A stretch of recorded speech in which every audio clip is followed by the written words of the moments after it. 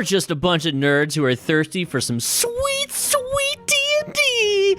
I'm a first-time DM, and my adventurers are brand new, so this is our Real Play 5e D&D podcast. Expect some ridiculous voice acting, like the worst, and some really awesome moments, and some really interesting moments, and just friends having fun together. This is our story, as it is much yours, so welcome.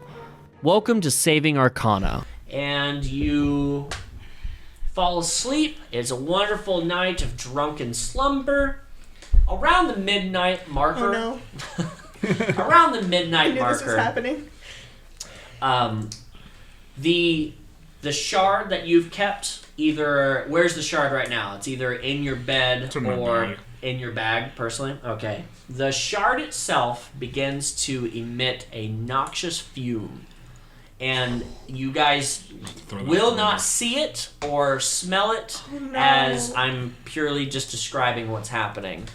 This fume, smoke-like, spectral, as it moves, kind of like, what's the guys from Harry Potter when they're flying through the sky? Death Eaters. Death Eaters. Kind of like that, as it moves. There's three globules that, as the smoke moves and they start to trail over towards your beds, they go over other people, finding their way back to you, going up to the second level to where you're sleeping. You're down on the bottom level in the second bunk, and you're above, and you're on the bottom level with an orc above you. It climbs up the leg and finds its way across your chest and evaporates right in front of your nose, and the rest of the fumes go into your nose. Happens to all three of you. But no one else in the barracks. No one else. Okay, that's good. At this time, there was nothing alarming. I sneezed. And there was no point to roll, as this was purely somewhat spectral. There's only a bit of it that was corporal. So, as this happens, you feel a sensation in your chest, unlike any other sensation you've ever felt.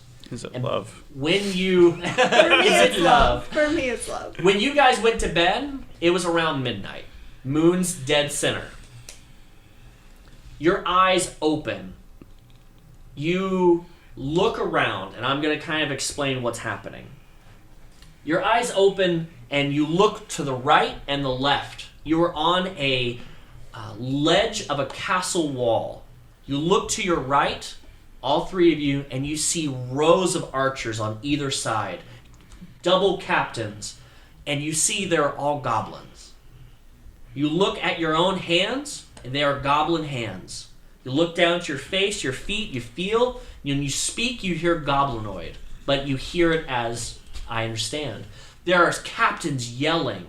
Each one of you wake up in a sense of confusion and a bit of understanding of what's happening, and you speak out to everyone else, what are we doing? There is confusion and mass noise as a large army, this is nighttime, is coming through a field and through the trees 400 feet from you. You look up, the moon is past where it would normally be, as it is closer to morning. You, specifically... Thank you. Oh, wow, okay. I feel short. So, what's happening, and I'm going to explain a couple of things. What's happening is, for the sake of metagaming, your soul has been rendered useless in the bodies of where you are currently sleeping. Transported and spat into another body. The shard is controlling this, but your eyes and how you're feeling and all of your memories come flooding back, where you don't know who you are as Ava or Voquis. You only know the thoughts, the feelings, and the memories of the goblin that you are currently. You know, you're going to have to give me which names I gave you guys. I just handed them out. Trent, which one are you? What's the name of the character? Wolvar. Wolvar. And I feel short. Voquis, what's yours? Aerul? Aerual. I have no idea how to say Aeril, yeah? Aeril. Daredevil. Dare. Okay. You look across to each other, and this Captain Goblinoid behind you guys, as you guys are all looking at the wall, he starts screaming, "Everyone knock your arrows!" And everyone, out of motion of, I shouldn't know how to do this immediately, you immediately, on the command word, bring out and knock an arrow. You pull it tight, and pull! Look up with your arrows, and pulling back your longbows, you pull back in such a force that when your eyes meet, there is an army in front of you, thousands fold. And what you can barely see out in front of you, the torches are lit, there's beasts of magical wonder you've never seen, these demon-like, haunched over, four-legged beasts with massive faces and teeth that are bigger than you. There's riders on them, there's people in robes, there's orcs, it's a hodgepodge of everything out in front of you. All three of you roll me perception checks from what the characters have.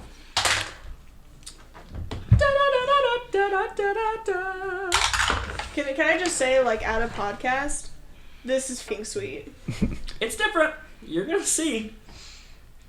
It's going to be interesting to see if you guys like those or not.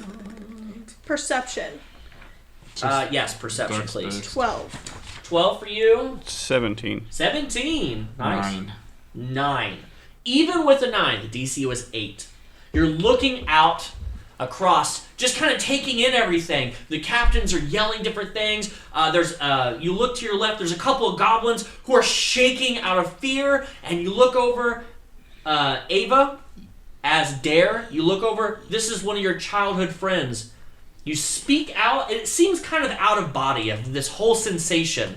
It feels like it's kind of running in a motor. You look over, you yell out to his name, and you give a word of encouragement, and he looks over at you, and okay, and he starts to hold fast, and the captains are yelling at everyone. There's men, there's women, there's even some children that are holding these bows. Does anybody whip around real quick to look what's behind you as you are only looking forward? If I got the bow like this, it would make no sense for me to look Okay, behind. good. Let me pull up this thing. I want the music to play while we do this dance. Is it Droop? Boom, boom, no. Droop's actually here. Derp. You get no droop today. Goop and derp on the bongos. Where is it? It's probably at the very, very bottom, isn't it? So, before the big battle and before you release any arrows, with your perception rolls, what you see looking out is, and immediately as you see it, your brain immediately feel a pain of psychic damage.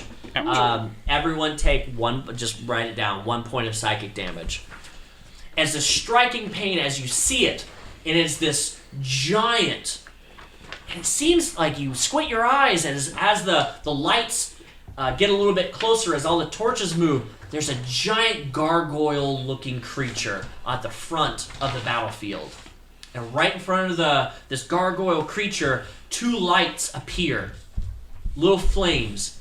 And as the lights start moving, as that row of battalions start coming closer and marching towards you, you realize it's a boy in front of the gargoyle. And they're marching forward and forward and forward, and you hear that gargoyle as is almost 20 feet tall, but he's dragging something behind him, and you can't really make that out, but he's pulling something. There's thousands, and the captain rings out, "Hold! Hold!" And then you hear a war horn, and all of them start charging. The beast first coming forward, just charging. There's no one in front of your wall. It is a 20-foot stone wall, and you're just on the top of it, along with about 25 other archers. These beasts come forward. Pull! You guys just release the first set of arrows, and as the wave of arrows goes across, it takes out a couple of the war beasts as they fall from taking multiple arrows. These other people, a second war horn goes off. Everyone starts charging towards the wall. You guys specifically get to start making attack rolls. So Sweet. you can do two things. With your longbows, you can aim specifically for a creature, or you can make 3 consecutive shots upwards. Okay? So you have the purpose of aiming specifically, or just launching 3 arrows when you hear him say pull. When he says pull, you have to make the decision on which that you would rather do. Metagaming, how well you do here does matter. This isn't just random. So Sweet. Toy. As the battle starts raging on and these creatures start bellowing, the gargoyle starts running faster, pulling behind. He scoops up the boy in his right hand and he's dragging something. They are about 200 feet in front of you. The rest of them are about 150 and they're coming charging. Pull! What do each of you do? For me, it makes sense to do the 3 attacks because. Okay, 3 attacks. Same. All right, 3 rolls, 3 d20s. Add you should have longbows. Okay. Roll your 3. Give me 3 numbers. Voquis. Oh, can I go last? I'm bad at math. Okay. Elrick. 22, 20, and 18. They all 3 hit. Dope. Nice. Roll damage in all 3 of those. Ava, what do you got? 8, 9, and 20. 8 and 9 do not hit. They fly wide, but that 20 nails an orc. That's real nice. Roll damage. 22, 14, and 10. So the 14 and 10 get really close. They miss 2 different people that are running. Okay. The other one, the 22. third, the 22, hits a direct hit right in the face. You're throwing these arrows. Roll me damage for each of them and give me those numbers. 28. Or do you want each? Each separately. 10, 10, and 8. 10, 10, and 8. Your 3, you look over as you see your arrows kind of whistling through the air. They nail 3 different people. It takes them to the ground. Those long arrows, these long bolts that you're shooting, they just impale them into the ground, and they are lifeless. You kill 3. So mark down 3 kills for me. Ava. 9. 9. Goblin. The 9 damage nails an orc in the shoulder, and it takes him down to a knee and pins him to the ground, but he's trying so hard to break it off, but he can't get free. 7. Well, I have a question. What is this hit 7, 1d plus? That's the average. damage. The hit is adding to the d20 roll, and then when I say roll damage, you roll a d8 plus 3. Because it says, sorry. That's sorry. average. You're good. Ranged weapon attack plus 5 to hit, and then it says hit 7. Average. And then in parentheses. That's Yeah, the average. that's just an Okay. average. I That's got the average. 7. Okay. So you shoot, even with that direct, you hit with a 7 right in his neck, and it also pins him back. But you see, out of this fury, he puts his hands behind himself, grabs the bolt, pulls it through his neck, stands back up, and you see rage through that orc. Just running straight forward. Pull! 3 more. The captain yells out to all of you as another launch of arrows go from everyone around you. What do you do? 3 or a direct shot? 3.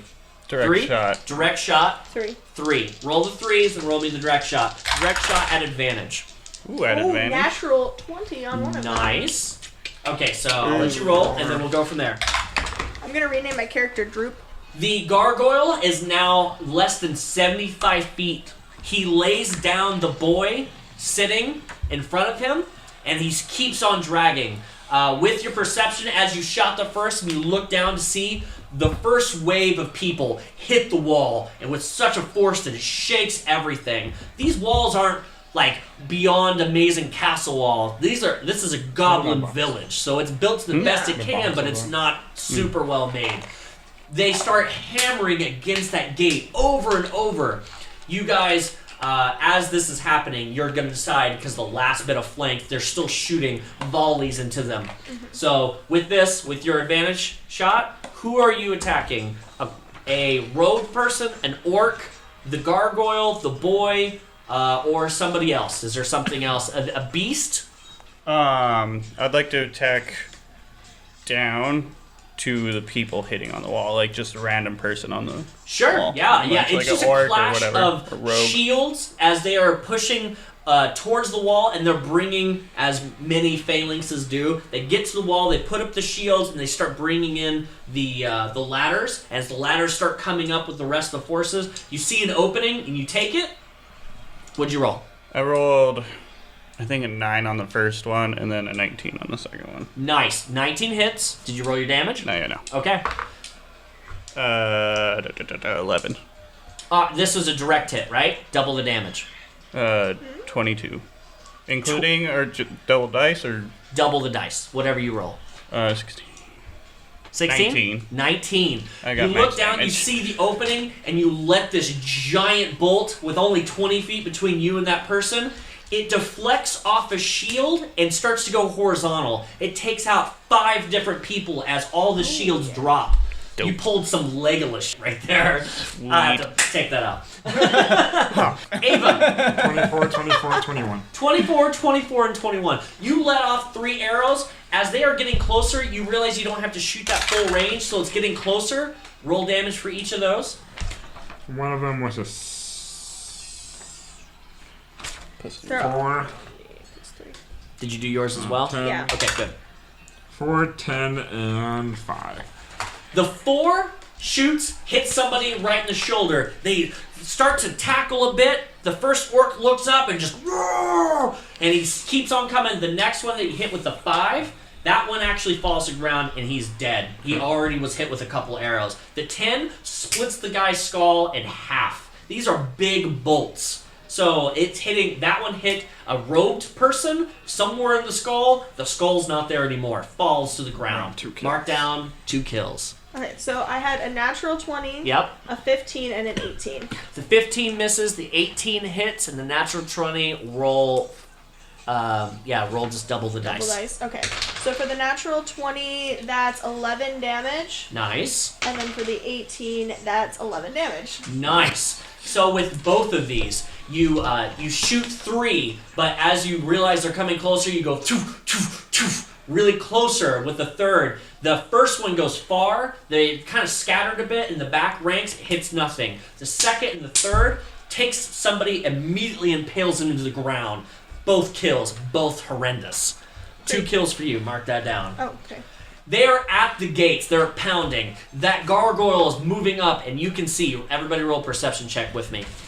As he's pulling something and getting closer, holding up his stone arm in front of his face and in front of his eyes, as there's different arrows, and the captain's, fight against the gargoyle! Everyone against that! Bring the oil! And you guys are shooting all sorts of arrows. It's bouncing off. There's really not that much cover now, as there's just shields between you and them, and they start banging in unison against that front gate. And as the gargoyle makes his way up, what's your perception rolls? 17. 17. Nice. 17, 17. 19.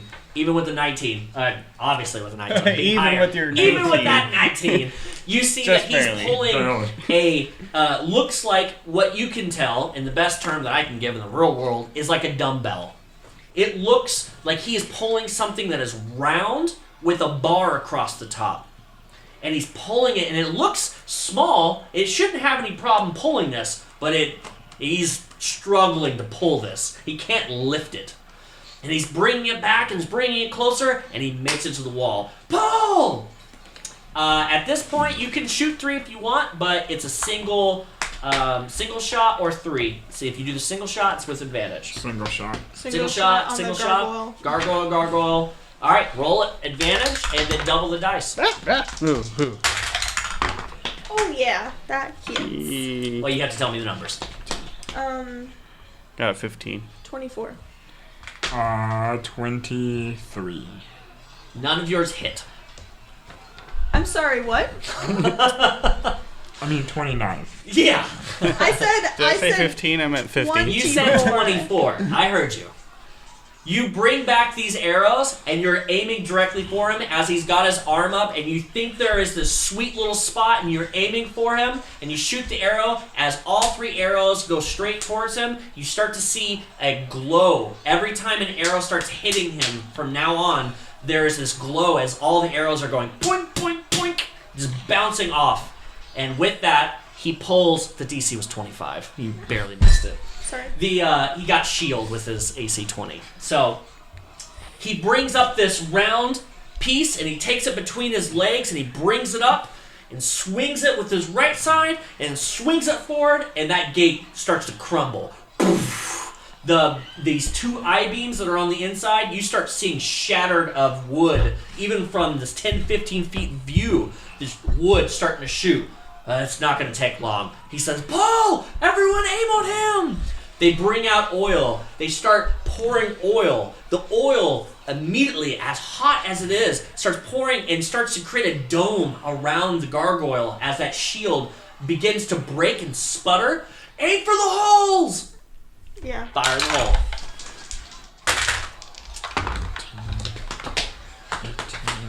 The oil is beginning to eat away parts of the shield as the shield's taken a lot of hits from multiple arrows, as that's what the captain. Your people next to you, no one's died. There's not been arrows returning or anything of that nature. What was your roll? 20. 20. 23. 23. 21. 21. All three of you hit. Roll damage. Double the dice. Your arrows pierce through those holes. You guys have been archers your whole life. You know exactly how to aim these massive bolts. All three arrows go right into his left. It's his left shoulder. What's your damage? 9. 9. Oh my god. 6. 15. 15. Okay.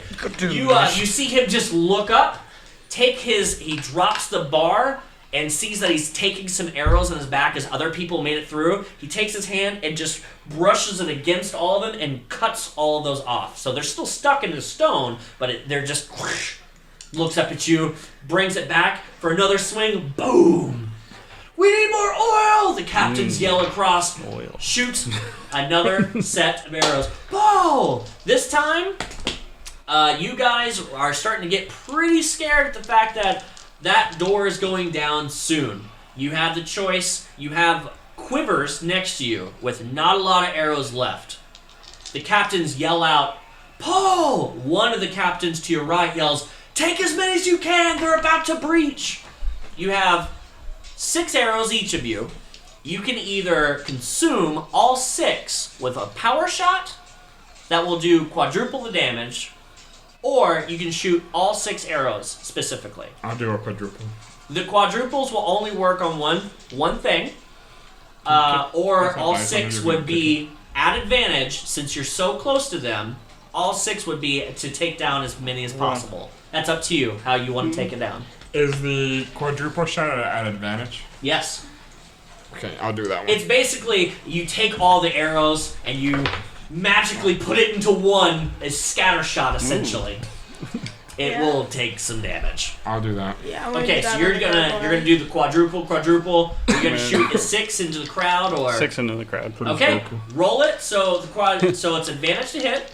All right, and then your quadruple damage will be you're gonna roll 4 of the damage dice. Oh. No. I got less than 10 on both of those. 16. You both consume it and you bring it together for a scatter shot, aiming directly at the gargoyle, shooting as the oil has been eating through. That refreshes another bubble around him as all of your arrows just go. Yours, a couple of them bounce off to a degree and hit some orc in the back of the neck, and it just kind of yells out and screams, but it didn't do any damage.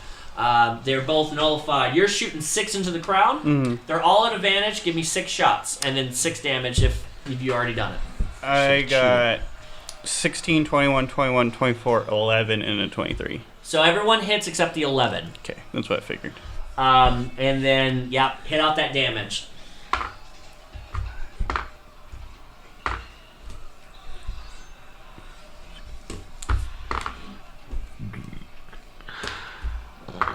Ooh. You know what sounds good? Some white 5, castle. 8, 6, 10, and 7. 5, 8, 6, 10, and 11. 7. Okay, so which ones were 10 and above? You have 2, right? Just 1. You have 1. 1 so out of 10. 5 shots in total, 4 under 10. Yeah. Okay, so all of them nail a person. The 10 specifically, you shot at random. The first one misses completely. That 10 hits an orc directly in the temple. He falls over. You shoot the following 4 at the back into the crowd where there's people bringing the ladders. All 4 of them hit these people in robes, and they just crumple every time that it hits. You take down 4. Sweet. Give me perception rolls. Natural 1. I'm blind. Oh god. Reroll. I'll give you a reroll now. scored. Plus you have inspiration. Don't forget you have inspiration for this. Me too. Just kidding. 21. Good. 17. 15. 15. All right. Should use my inspiration on that one I missed You last time. should have. What you saw Forgot before about it. you let go of those last arrows was that boy out in the field as you were shooting down and you're looking out. He's only about 45 feet from the wall. He's pointed out his finger, and you've noticed that that bubble more than likely is coming from him. And you hear this hellish speak. Go towards the gate. Pierce the gate.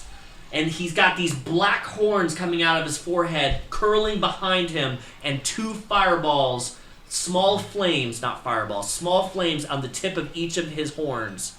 His eyes burn blood fire red, constantly just moving as if fire's coming out of his eye sockets. He raises his arm and points toward the gates where the archers, you're all lined up on the wall. The horde begins screaming and yelling as they charge even faster into the wall, almost feeling the stone wall shake from the mere force of the thousands of people hurling themselves against the wall. These thousands of robed men and orcs and these creatures have swords and pikes and torches, and they start climbing the wall, almost like on top of each other, like a horde would, not even waiting for these ladders. The captain starts screaming, "Pull!" And many of the goblins say, "We don't have any more arrows! Pull out your swords!" And everyone unsheathes the swords, even you 3, looking scared to each other, seeing deep fear in your eyes. You look out as you start to hear big explosions all across. You feel this force wave just hit the back of you. As you look up to the sky with your perception rolls, you see these meteors start coming, barreling through the clouds, just colliding into this village behind you. And this is the first time you've looked behind, so I'm going to kind of describe what you see. From the gate, there is one singular road back to a large hut in the back of this gated community. It's pretty large in the fact that there's around 40 different huts the size about this house. Good 20 by 30. These huts look tribal in nature. A lot of furs and cloth linens on the outside denoting families. There's a path on this road from the gate going directly to that back, what seems to be the largest house, but small little pathways going to little clusters of homes. About 40 of them throughout. And there's a couple of larger buildings that might be some type of church or even of some kind of nature that doesn't look like an actual hovel. There's blacksmiths, and this community is thriving. But as you turn around and look, these what looks like a meteor, burning fireballs clash and clatter onto the ground and explode and catching everything on fire. There's families running. There are no men as all the men are here, and there's women and children running out of the houses. Multiple of these start pelting the ground the size of about 3 feet in diameter all the way down to your fist.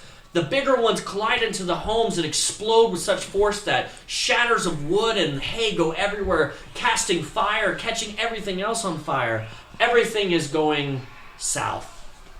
You feel this dread come over each of you as you realize everything that you're protecting is now on fire. And as you're looking that direction, the gate explodes with the third hit from the gargoyle, and men start piling in underneath you. As you look down to your right, you see just loads of people start rushing in. You look over to your captain, and the captain just takes out his sword and looks to all the men and just says, "Charge!" And everyone starts jumping off the wall, putting the swords and people riding on their backs as you're just small little goblins. You start stabbing and doing everything you can. You look over to the captain that you've been listening to this entire time. And he looks over to you, looks scared, looks back, and with this ethereal smoke starts appearing around him and between you three. And that boy appears and reaches over and touches that person, that captain of yours, and he begins to lift up in the sky as fear comes over his face, just kind of like a no gravity as he comes about 6 inches, and from his feet to his face completely disintegrates into ash. Looks over at the three of you, begins to speak something, puts his top hand into his bottom, and brings out a wall of fire emitting through the entire top of the castle wall. A 40-foot flame engulfs every archer from the entire length of the wall, instantly killing. You feel the flame and the fear and death emit from you, but you feel that pull from your chest that you felt before as that soul immediately pulls out of all three of your goblin bodies, and you can see through this ethereal third person that this globule with the smoke that I was explaining before, but now you're watching it as all three of them begin to intertwine, make their way down the stairs, find them going between the legs of all of these people fighting other goblins as goblins were inside the wall waiting for the last defense. You're making it through, you hear all the noises, but you see in black and white.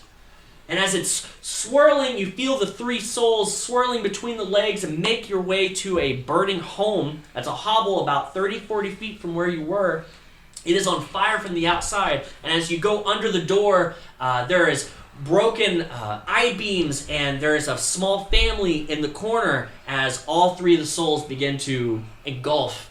And as you see the family, I'm going to read.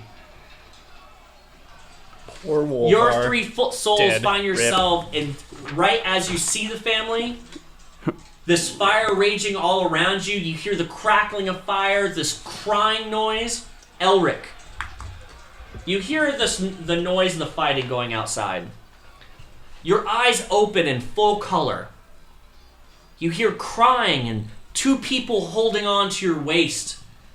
Mind you, you don't know that you're Elrick. You feel everything that this is feeling.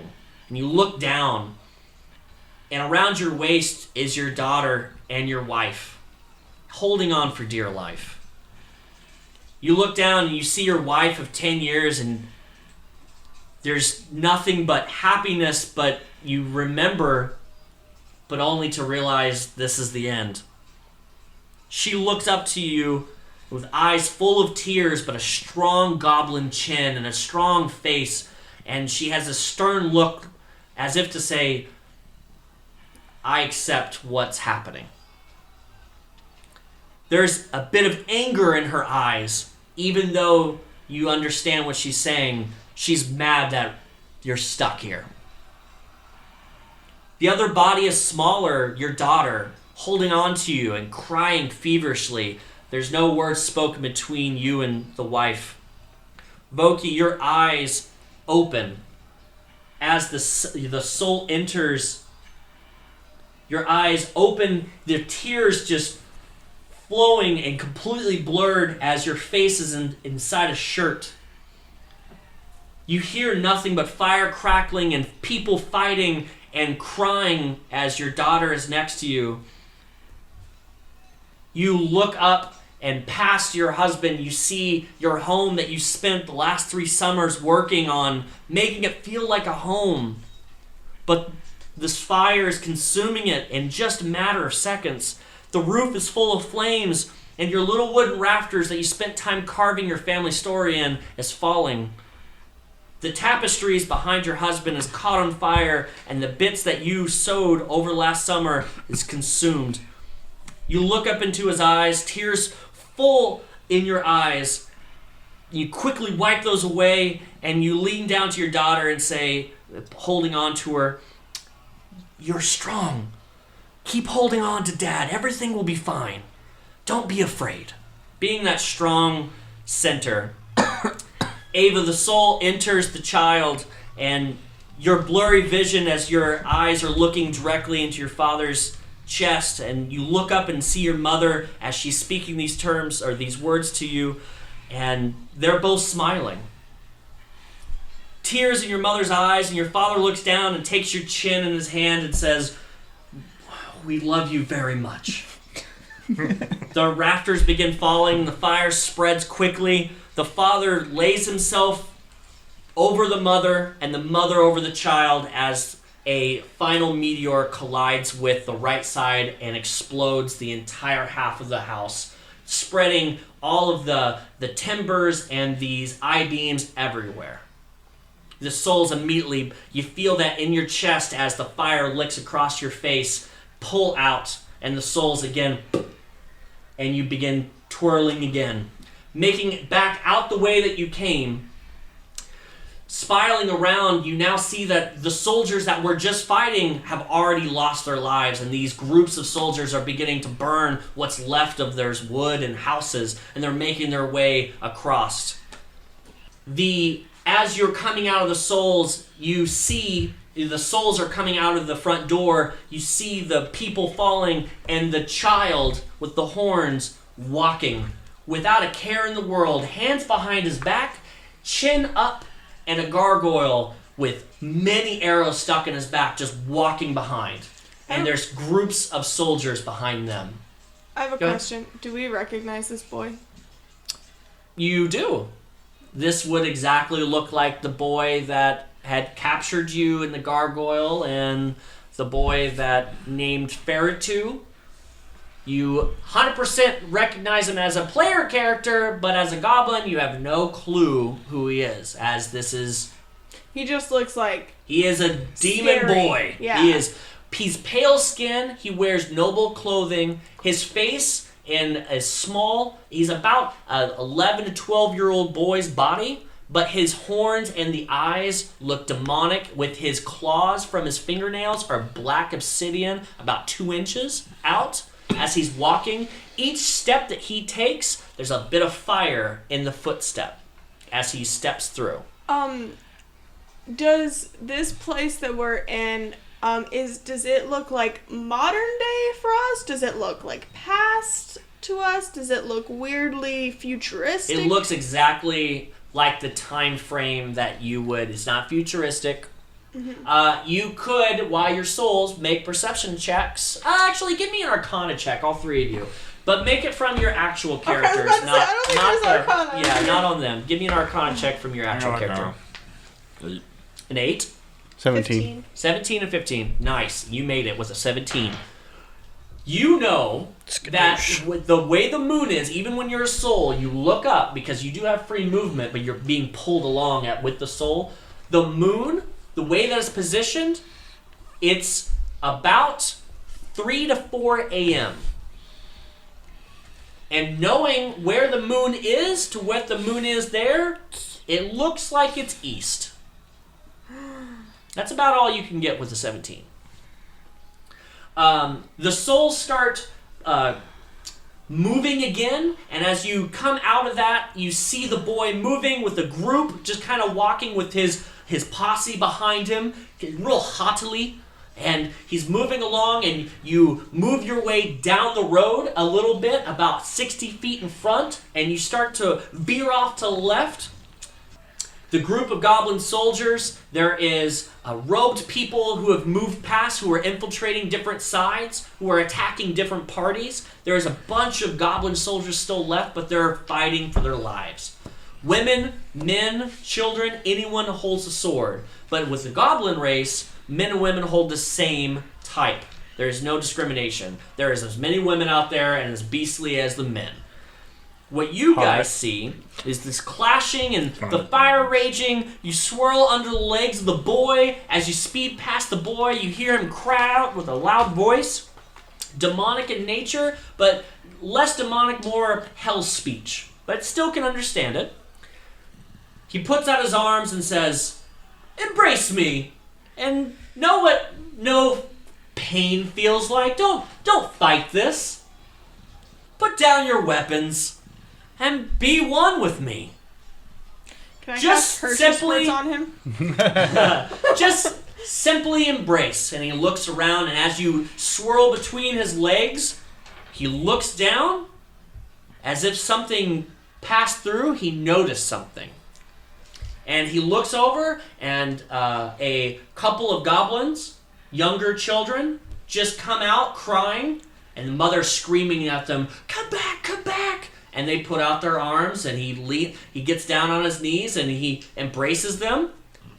And the child then smiles and falls to the side, completely lifeless, with a large smile across. And the second child, seeing that his brother just seemingly died, begins running. And Feritu just kind of laughs. And he stands back up. "Your time will come." And just begins walking back down the road. So, what you guys do is your souls begin to swirl down the road a bit and go around the backside into one of those little cul-de-sacs. And what you see is 6 robed people around a group of fighters. And who wants to be a pikeman? Who wants to be a soldier? And who wants to be a caster? I want to be a caster. Okay. Like, do not caster. give me the caster, for the love of God. Soldier! Pikeman! You're the evoker. The souls begin to swirl. You go between a couple of these robed people who have scimitars out. They have these 3 goblins surrounded. You feel, as your eyes open, you look around and anger inside your face and inside your body as it is time to roll initiative, people. Bum, bum, bum, bum. I'm feeling really thoughty. Yeah. I'm a female, so. Trent, what's your character's name? Wilkes. Wilkes. Or Wilsies. Alright, Wilsies. Wilsies, what is your initiative? 12. 12. Alright, Voquis. That's me. I know, Voquis. Voquis. Okay, I'm sorry. Character's name's up top. Oh, Balefrost. Bale. Okay. Balefrost, what's your initiative? I'm looking for initiative. Is it just Dex? Yeah, it's just your dex. Okay. 21. 21. Ava. Zach. Zach? Yep. Okay. Zach, initiative. 17. 17. Alright, so how this is going to roll is because you all rolled above a 10, good job, first off. Voquis, aka Balefrost, you're up first, then Zach, and then Wilkies.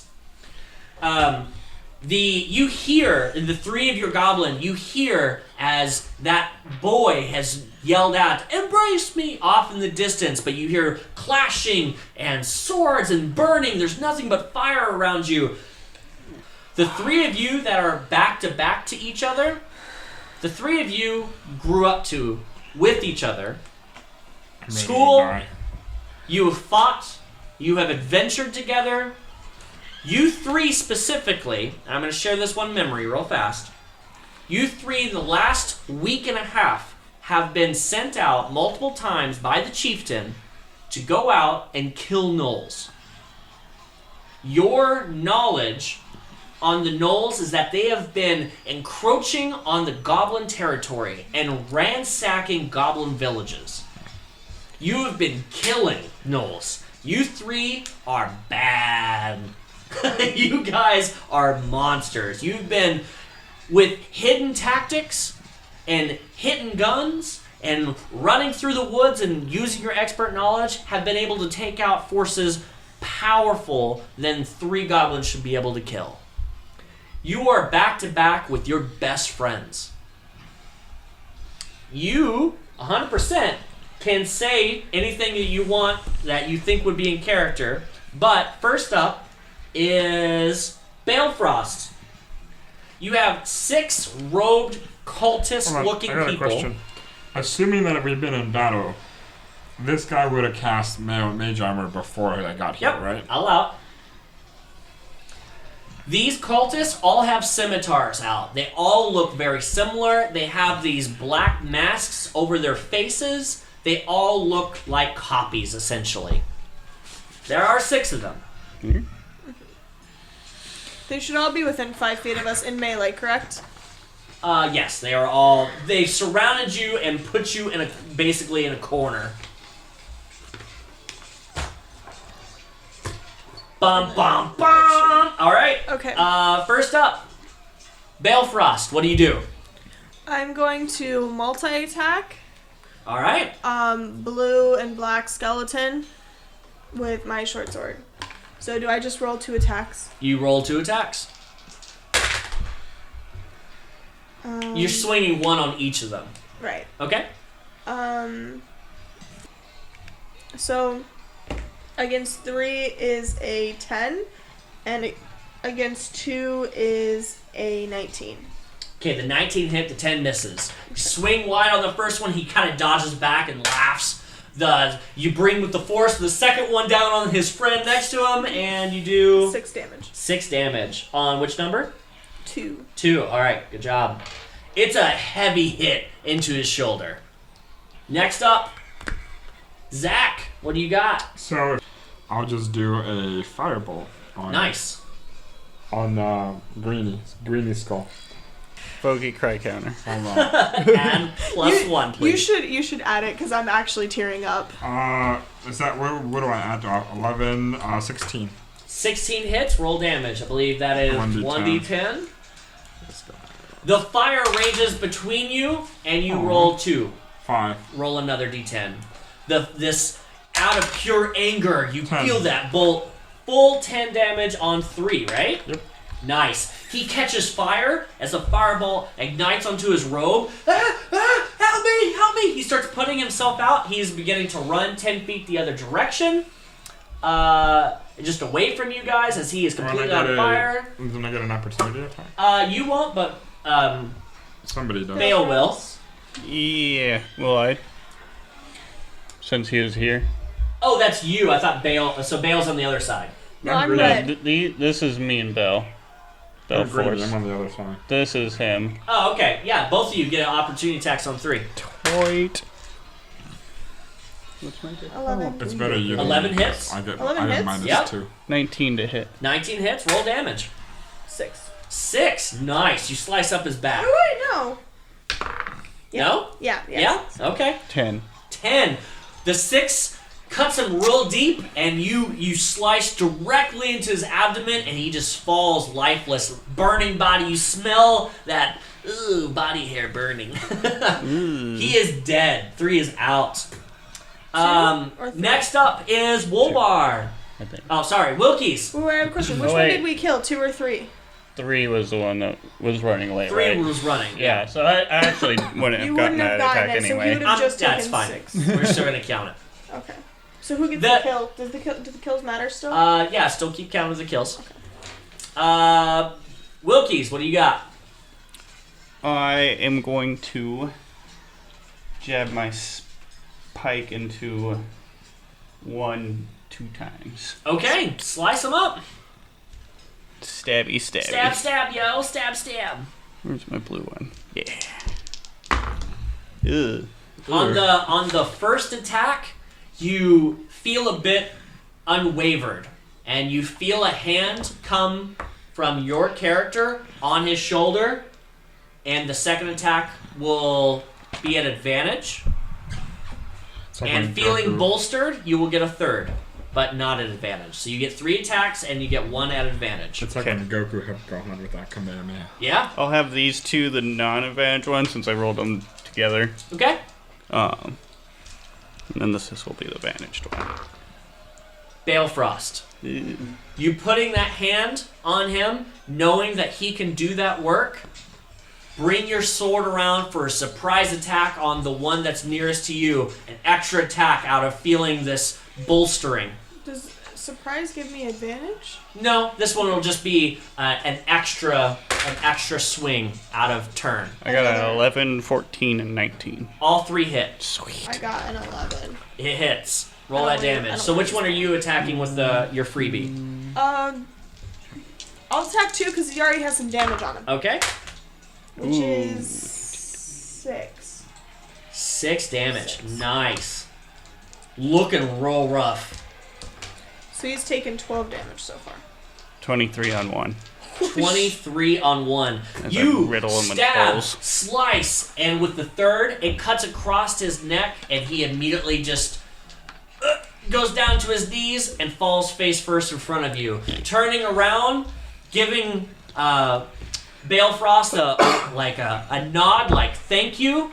You immediately all three turn and start then to attack against the three. What did you do on number 2? You did the 6 damage. Okay. Then it's their turn to go, and let's see if they hit.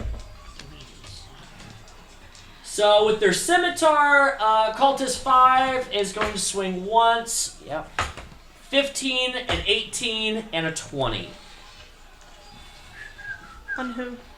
So it's going to. I'm just going to roll the damage, then I'll just go between 6, 4, and 6. So there's 3 attacks. You will each take them separately.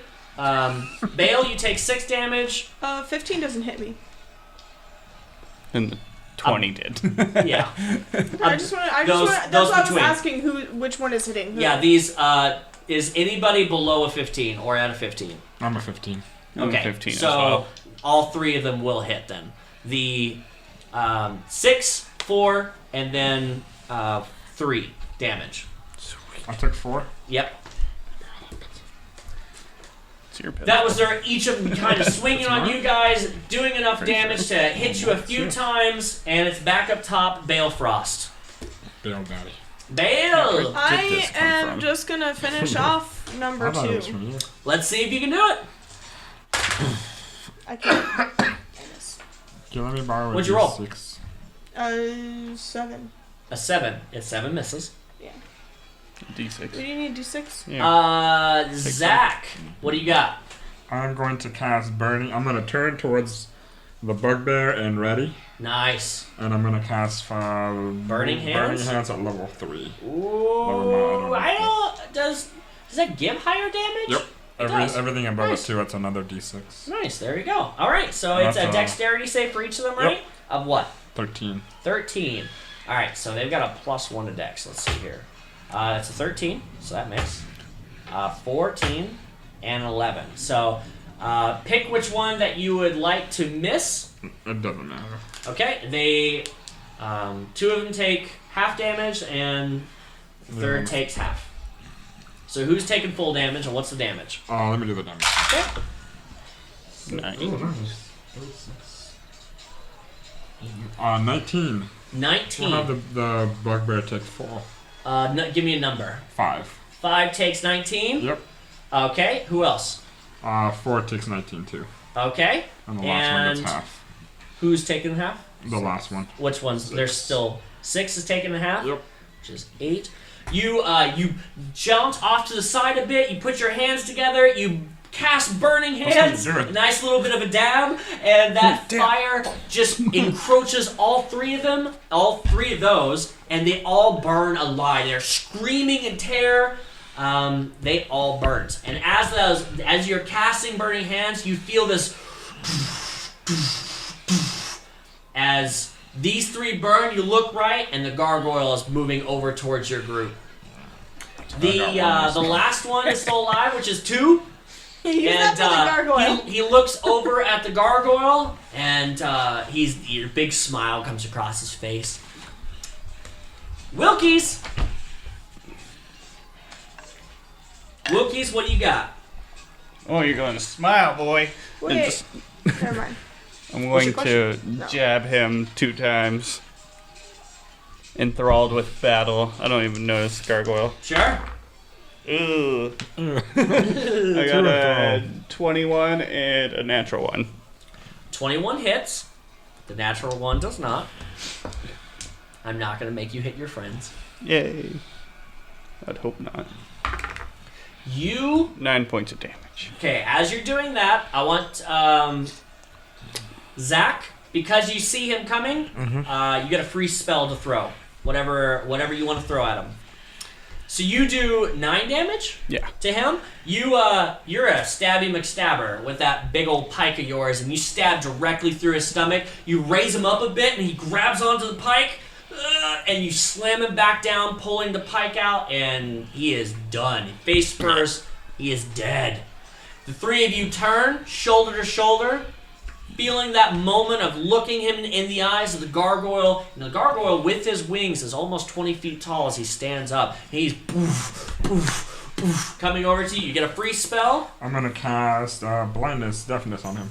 Nice. Go ahead. Is the gargoyle large or huge? You gotta do a Constitution save.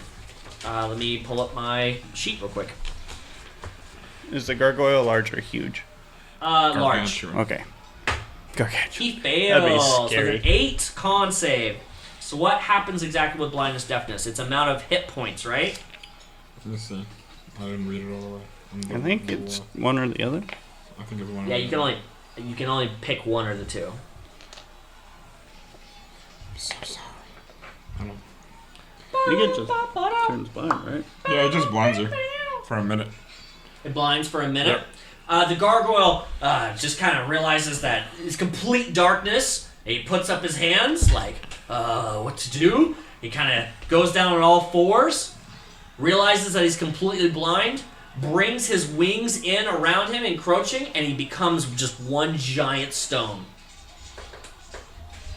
The boy is walking behind, kind of looks over at you three, and motions with a small finger, and a group of soldiers that was behind them are going to rush over to you. Put 4 more soldiers out there, please.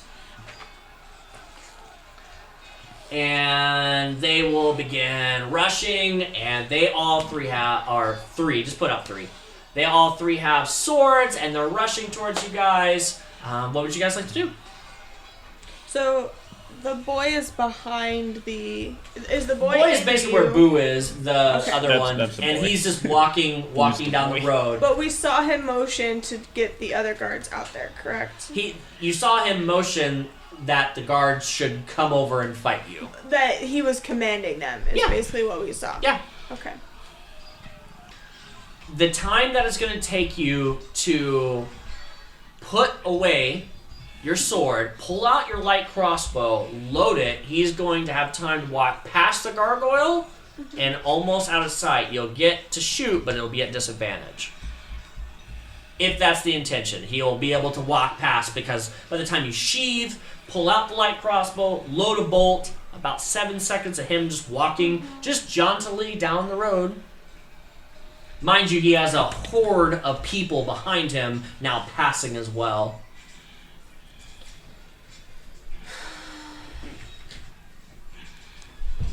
I'm just gonna...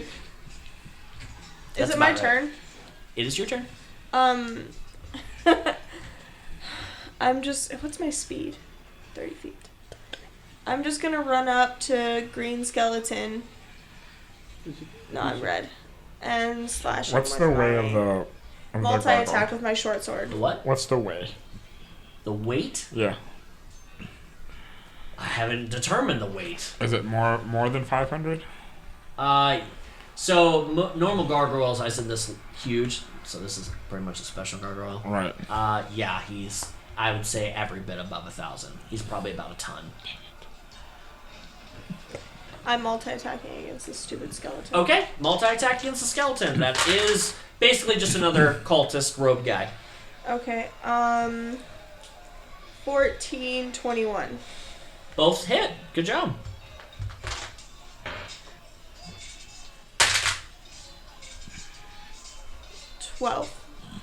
Nice. Good damage. You hack and slash in front of him. He's ready to go. He just takes those couple slashes across his chest and just... you hear a human-like response to these ouchies that he's receiving. And great. That's your turn. Yeah? Now over to Dare. Or, sorry, Zach. What you got, Zach? Well, I was gonna cast Levitate, but it's too heavy. Yeah. So instead, He is a giant, almost smooth stone, kind of like an egg right I now. will aim to grab as many as I can of these guys and do Burning Hands at level 3 again. Okay. In order to do a 15-foot cone, you would have to get Probably have to come around this way. You're gonna miss one. Nah, Yeah, no, you can hit that. You can hit that right there. Okay. You can spread your fingers a little bit wider. That'll actually hurt. Yeah, burning hands, all three of them. Dex check of 13. Yep. Do I need to make it 2, or is he missing? 1 fails, 2 Like- fails, 1 saves. So 1 is going to save. So 1, 2, 3 from my left to right. 1 saves and 2 and 3 fail. It's 12. 12. Nice. Good job. That's good damage. And he takes... Nice.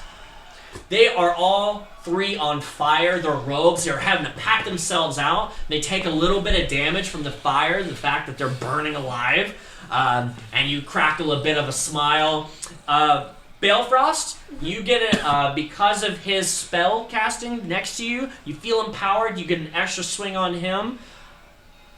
Wilkies, you feeling like the tide's turning. We can win this.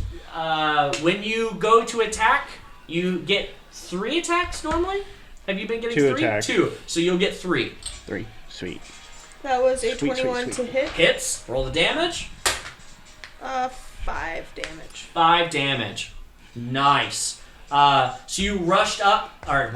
You hit him once more as he's on fire. His hands were up. He wasn't ready for it, and he takes a mortal blow, and he falls to the ground. Good job. Right. Elrick. Sorry. Wow. Wilkies. 3 attacks. Okay.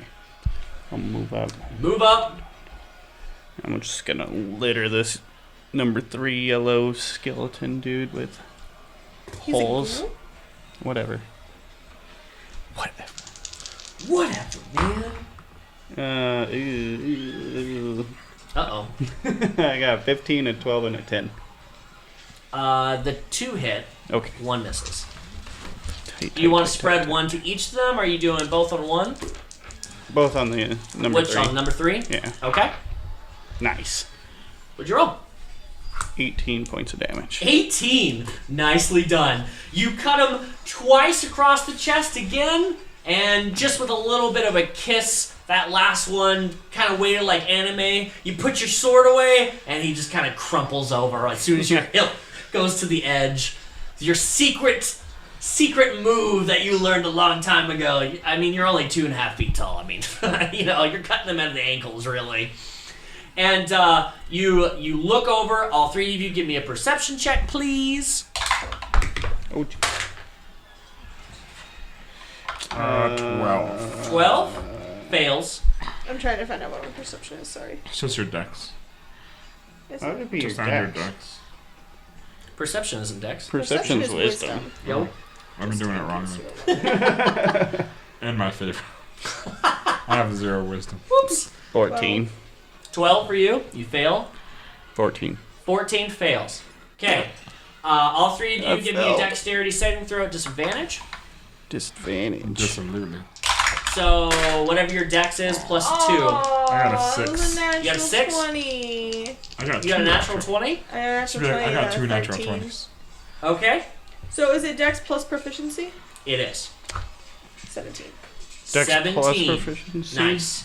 17 at disadvantage. Woo woo! Yeah. 13. 13. Okay.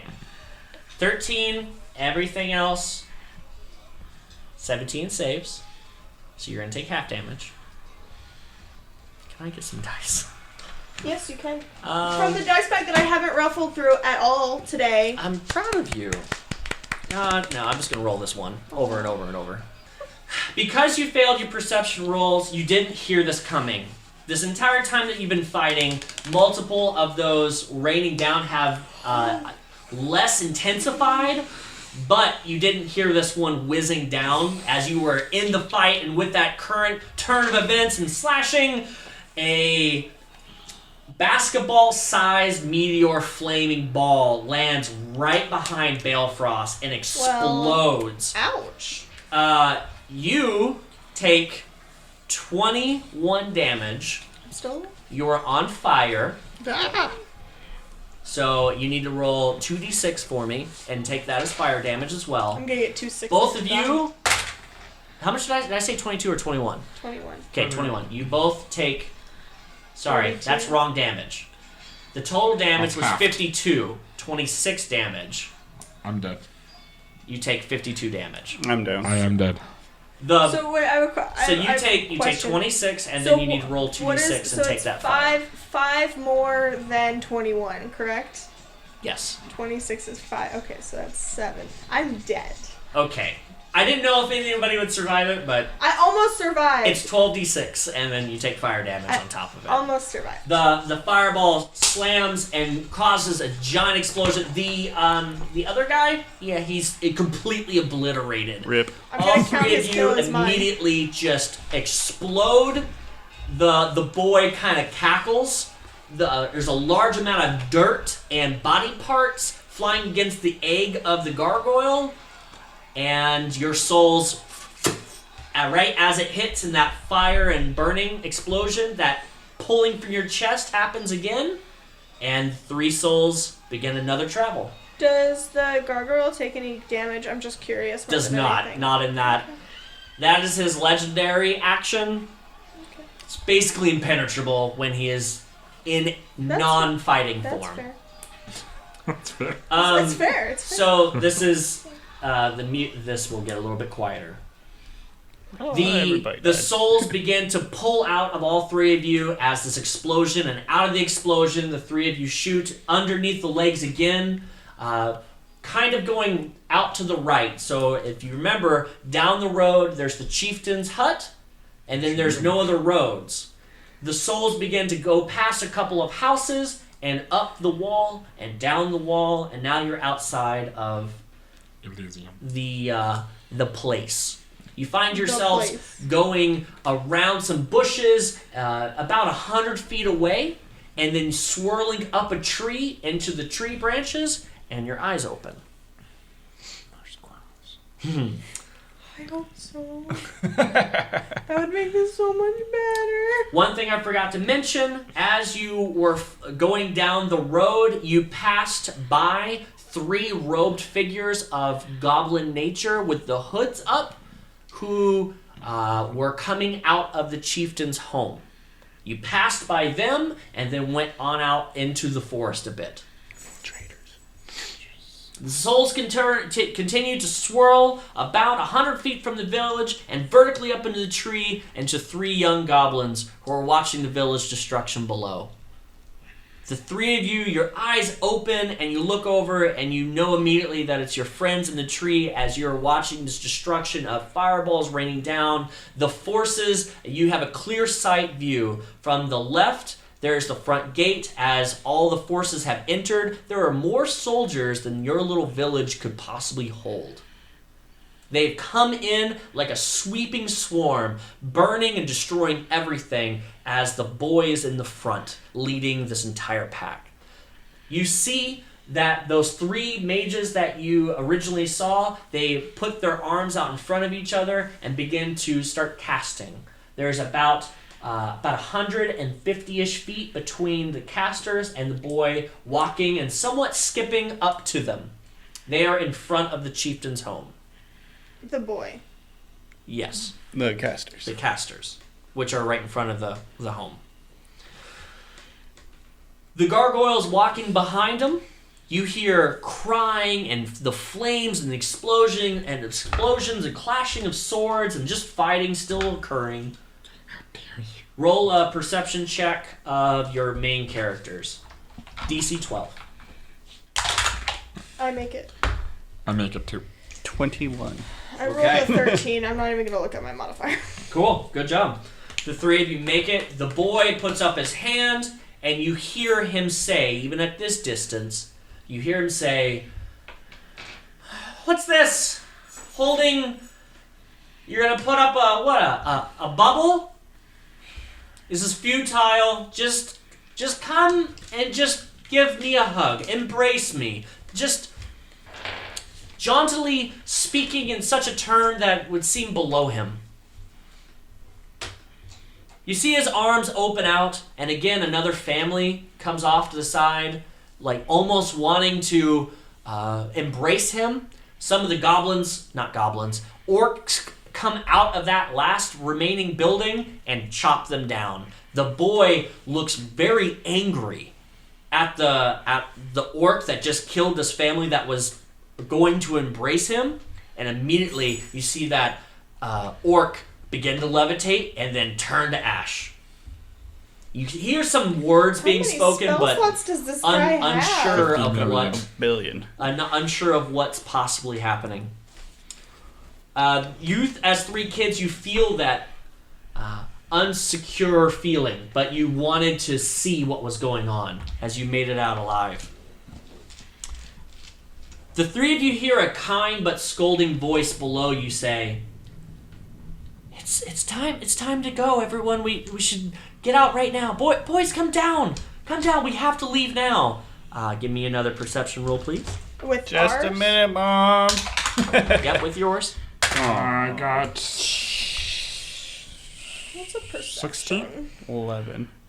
Check, and 10. Ooh, DC is 10. Haha. All 3 of you look down at the same time, and before you, at the base of this tree, is a forest genasi, which you recognize as a player character as Tia.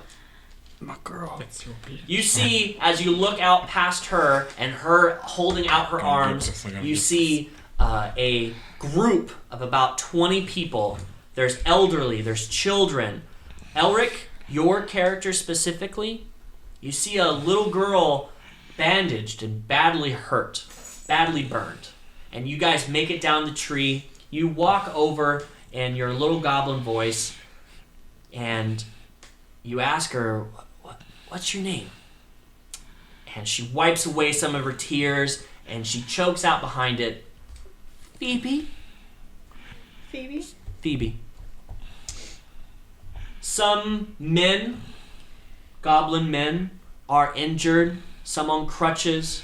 A few families, elderly and children, are all carefully and quietly taken out from this area far away, all led by this forest genasi, that you all feel a sense of calmness when you saw her. It wasn't of a worry. You know her. And the 4 of you, hand in hand, with the little girl as well, start to move into the forest. And as you guys walk about 20, 30 feet away, that feeling from the tug from inside your chest, the souls then start to twirl back again. Do we have any idea in this soul form where this forest is? Not with the DCs that you had earlier. Okay. Elrick's the only one knows that by the moon, it's east, and that it's about 3 to 4 hours ahead of where you are, time zone-wise. I'll give you that with that roll. The souls go through the forest at a faster speed than before, making its way closer towards the wall, up the wall, over the edge, and back down, and the boy is right in front of these 3 mages. As you see this in black and white, you pass through some ethereal dome, and then your eyes open, and you have, each of you, have your hands out in front of you, and you are in unison speaking the same arcane words as you have become Your daddy. the 3 mages that you passed by earlier. Give me your names. Trent. You're a cheater. Trent, what's your name? Tajin. What is it? Tajin. Taj. I was supposed to be Taj. Voquis. Fayana. Let's go. Call her Fee. And Ava. Yak. Yak. I love Yak. All right. Where did you steal from me? I don't know. So, Druid this crap? is what's happening. Your 3 are This fits me in better. different tones, Do you want but it? speaking the Awesome. same words. This dome is in front of you, and yet feet between you and the boy. Behind the boy is the massive gargoyle, and this is a then caster. legions. All 3 of you are clerics. I'm gonna kill the boy. The 3 robe mages of high quality robes standing in front, almost shoulder to shoulder with just a few feet between you, speaking the same words in unison, creating a large bubble, and standing from them and standing in front of the chieftain's house.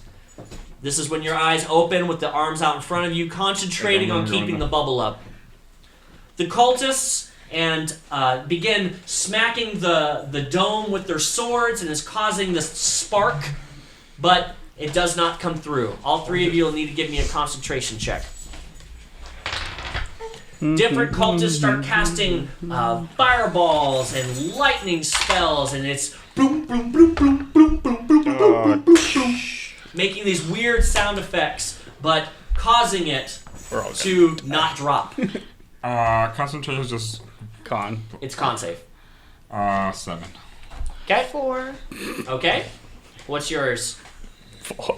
Oh my goodness. Oh my Manta. I'm about to start crying. Like, Dude, I've been getting all them balls. You failed one time. Yeah, 2 more to go. The cultists throw more and more. Even though you feel this fear, you are able somehow to keep this up within unison, even with rolls that low. The gargoyle raises his arms and pushes the boy out of the side a little bit, raises his arms and brings it down in one fist against it. Make another con save, please. Breaking against the wall. Natural 1.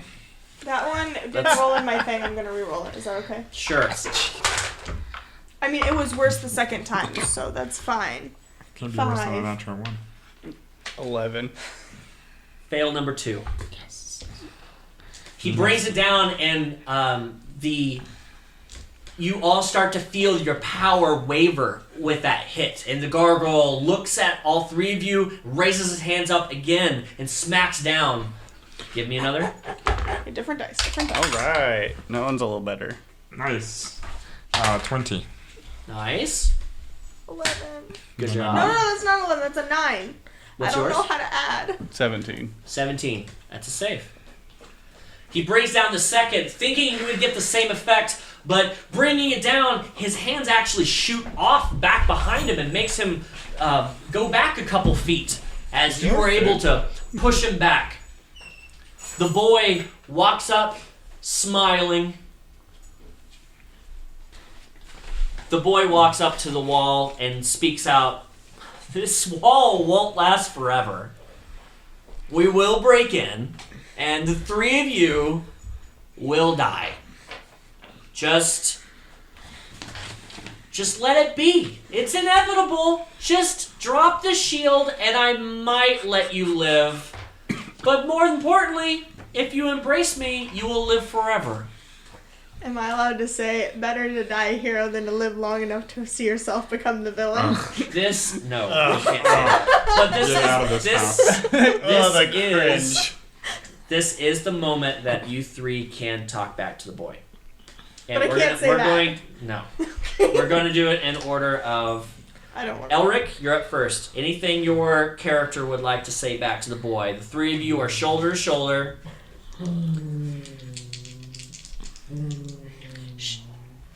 You better throw a dice out.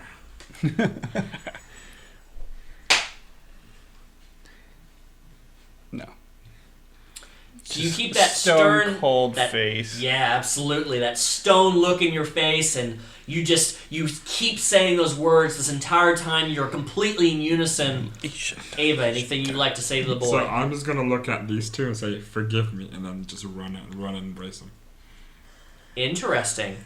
When you out of fear drop your concentration and look forward, you can pass through it just fine. The two of you need to give me concentration checks. 22. Natural 20. Natural 20. That's very important. Yeah, you needed that. 4. With the natural 20 and a 4, as Yak, out of fear, drops the concentration, you feel the fact of where her portion was starts to bend open. The boy starts to go for it, but then realizes she's coming, or Yak's coming to him, just kind of stops and waits. The two of you are able to make up for that hole as Yak passes through. Do you embrace? Fair too? Yes. His arms are out, kind of surprised, and as you come close, You feel a warm embrace. I would also like to whisper, Daddy. You feel an unbelievable sense of happiness beyond any joy you've ever experienced. The massive amount of serotonin floods through your brain, and a smile creeps across your face, and the life force drains. And as that soul piece that we are traveling through at this moment comes out of the chest and comes out in front of Veritu, he puts out his hand, and where you are in his hand, and plays as if he can see you, and looks back and then gives you a nudge. And that soul then goes down and goes back and goes in up the stairs where the chieftain and into the room. Make another concentration check as a large amount of attacks come against the wall. 14. 6. You, at this moment, the attacks start to wane, so the boy comes forward a bit, puts his finger just so slightly, and a green gas starts to form around, and you see almost like acid start to eat away at this invisible shield, causing it to become very visible to everyone. And this starts to eat away and drop forward, and as soon as about a fist amount appears, that ethereal smoke starts to appear between you two, and within a split second, he is between you two and puts his hands out on either of your shoulders, and your bodies begin to levitate, and from your feet to the top of your head, you hear, "You had your chance." And then out of the chest again as you both disintegrate. And then you also go up the stairs. What does it feel like to be disintegrated? Rip. I can only imagine that have you ever felt a knife go in you, but the shock. I have to say I haven't, John, but I would love to hear the story sometime. Have you ever been cut by an X-Acto knife where you see yeah. the fact that that's going to hurt and it hasn't hit you yet? Mm-hmm. That shock factor, I can only imagine as you are in this zone of, I know it's coming, but there is no pain. Okay. The whole shock of the fact that you're seeing your body disintegrate in front of you as it goes from feet up to the shoulders and out through your hands and then through your head, you don't feel any pain as there's nothing to feel. That's how I imagine it. According to Peter Parker, it don't feel too good. This is not like Thanos' disappearing where they're like, this is slow. Endgame spoilers. This is like a pregame to endgame. Ooh. Pre-game to endgame. Yeah. Ooh, look at you. I'm going to pregame endgame with the 40. As your three souls begin to go up the stairs, that soul beforehand, yours is the first to go into. Your souls go up the stairs, and as you go past this cloth door frame, you see a large chair sitting on top of a pedestal about 5 feet above where you come in at, and it's a stairwell of very engraved stone steps. It looks almost like arcane runes, all the way up to a semi-round platform where the chair is sitting. The chair is made of sticks and twigs, and it's all intertwined into almost like a lazy boy looking chair made of nothing but twigs. A chieftain sits with a staff out in front of him. It is a staff that is about 6 inches wide, around, and each section, it looks like he's holding a totem pole. Each face is a grimacing, different looking goblinoid face with a different expression all the way up to the top with a crystal at the very top. He has a little handle behind it. And he's sitting there, and this the staff itself is about 4.5 feet tall. He's sitting there, and he is a large goblin, almost 4.5 feet tall, much bigger than the others. You three, as the souls come in, you see this, and then you see 3 soldiers equipped with plate armor, looking like knights, with large swords, beefy outfits, giant shields. The 3 of them are shoulder to shoulder, shields up, swords above the shields, looking over and at the doorway as they know something's coming. They don't quite know what. The three of you go up, and all three of you, your eyes open as each of the knights themselves. Trent, what is your knight's character's name? Sarazon. Siri. Ava. What's your character's name? Lorraine. Or Lordy. Lorraine. Voquis, what's your name? Reek. Reek. It's actually real, but I changed it to Reek because I thought that would be better. The three of you study your sheets real quick. You should have a multi-attack, an AC of like 20-ish. Mm-hmm. Good amount of strength. Know what you need to roll as you will be fighting here shortly. Okay? The three of you with their shield wall, you know that nothing is impenetrable at this point. I got a question. Shoot. How are we able to wear full plate when we only have a strength of 12? It's a goblin world, man. It's crazy. Doesn't Don't really ask questions. doesn't really follow that That rule? that ruling. You three hear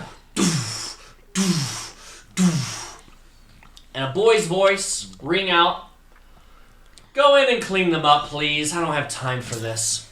6 cultists will then come through the doorway and line up shoulder to shoulder, and then look at the chieftain and look at the three of you, and the three of you in a unified bring the shields together. They charge, and you bash them immediately with the shields, causing damage across all 6 of them as they reel back. And then the three of you go off to the side, bring your shields, and roll for initiative. Wop, wop, wop, wop. Your shield bash gives them lower than 10 DC, so what'd you roll? I got an 8. You got an 8, Mm-hmm. and you got a 5. Siri, what'd you get? 14. 14. Okay, so Siri, you're up first. When you guys shield bashed together, it gave them a disadvantage, and because of that, even with your initiative track, all three of you are going to get a surprise attack before the initiative track rolls. But when it comes to your turn, Siri, you get 2. So play for 2, and then you 2 also. All 3 attacks are happening at the same time. Is it a surprise attack specifically or a surprise round? Surprise round. So I can do multi-attack?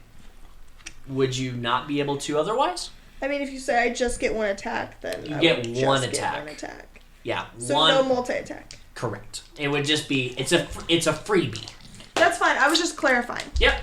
You get a freebie swing. Both of you can do a multi-attack as well as a freebie swing. Sweet. And I'm gonna get some music while you guys are rolling your 2 hits and damage. Ew.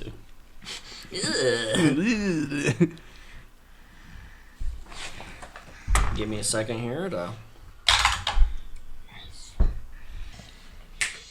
What'd you roll? 13. 17. I got 5, a 17, and a natural 20. Okay, everything except the 5 hits. Roll the damage, and then you will only be able to hit 3 of the 6. He's so excited. So, can you put a 1, 2, 3? 1 being my left. Thank you. Oh, You're missing out on these. Yep. You're making a lot of 1, 2, noises in front 3. of your mic. Each of you can attack anyone that you want. That's 1, 2, or 3. You just need to roll your damage and then tell me how much you're swinging on and who you're swinging. Okay, I'm swinging on 1, and I rolled 11 damage. Nice. 2. And I did 7. How did you get 11? Because I'm using it as a two-handed weapon, which I get to roll 1d10. Nice. I can play Well, you have characters. the kind of. shield, so you can't use it as a two-handed weapon. Yeah. Also true. No cheater? Cheater! Sorry for breaking your heart. That's fine. I get 6 instead. All right. And well, how much did you do and who you doing it to? 14 on 3. Nice. So you take that line, and each of you slash deep wounds into these cultists as all 3 of them cross their chest and into their gut. They all 3 kind of cower back a little bit as the back 3 then come up with giant swings and nail off your shields. Because of I guarantee you with their hit, unless I roll a natural 20, it's not going to hit. Nope. All 3 of them bring over and down, and you bring up your shields, and it deflects off. All 3 of you make 3 attacks again against 4, 5, and 6, which will be the same order. Which we can multi-attack now, right? This will be a surprise, complete swing. So yes, you can multi-attack here. Do we need separate rolls or one roll for the attack? If you're going to multi-attack, separate rolls. So you said 3 of them? Or 2? Hold on, what? You said 3 attacks? All 3. Oh, 3 of us all are 3 attacking. behind Gotcha. come up with a surprise, but with your ACs, you're able to deflect, so then you get a response swing. Gotcha. Or a couple swings. Okay, hits. 19 and 6. 6 does not. 8 Roll damage? and 23. 8 and 20. 8 does not. 20 does. Roll damage. 2 nat 20s. 2 nat 20s. Who are you attacking? Max damage. 4, 5, 6. I did too. 6. You're gonna attack I'm 6? doing 5 and 6. Okay. I'll roll damage on 5. What's your damage and who are you attacking, Voquis? I'm attacking 1. Can't you mean 4. Okay. 4. 4. They moved Yeah, up. they moved up. 4. And For how much? 9. 9 damage? Nice. Elrick, you're doing max damage, so Ava, what do you do? 5 for 9. 9 damage as well. Nicely done, guys. Elrick, you're splitting between 2? 12 on both 5 and 6. Wow. So 5, as you both cut from both directions, getting these slices, immediately takes a knee. Blood is gushing from his body. He is looking real bad. The other 2 took real deep wounds as well, as then the back 1, 2, and 3 start to come around the side. So 1's going to come around this other side. They're basically going to try to all be within range at this point. Yeah, he's going to move over, and then the back 3 are going to move up, trying to somewhat surround you as the 3 of you almost come shoulder to shoulder, back to back. They're not getting behind you, but now you're in a full defensive movement as they are all around, almost all around, but still keeping your backs to the chieftain. All right, and that was their turn, so back up to the top, which is going to be Ciri. Ciri, your turn, then Lori, and then Reek. Go ahead and plan out what you're going to do. Don't metagame between, but plan out what you're going to do, and then we're all going to do it at the same time. Oh boy, I forgot. As they all are readied and looking at you, a couple of them are taking a couple swings against you. I'm gonna make 2 swings and 3, 4 different attacks across your shields as they swing in. You bink, bink, bink. Each of your shields bring up with such ease they couldn't even touch you. You guys all have been working together for years. You know who's doing what in what unison. So this is simple for you guys. There's no way. This is laughable. These 6 things that they could take you guys on. Yeah. Elrick, what are you doing? I'm going to multi-attack on 3. Okay. Yeah, 3. Ava, what are you doing? And Voquis, what are you doing? Can we see anything other than... Like, They're all with you. There's no one else What that's number come are in these yet. 2? Just these 6. I'm just going to multi-attack. This is 1, 2, 4, 5, 6, and 3. On 1, which is... Multi-attack 4 and 5. Okay, roll those to hit.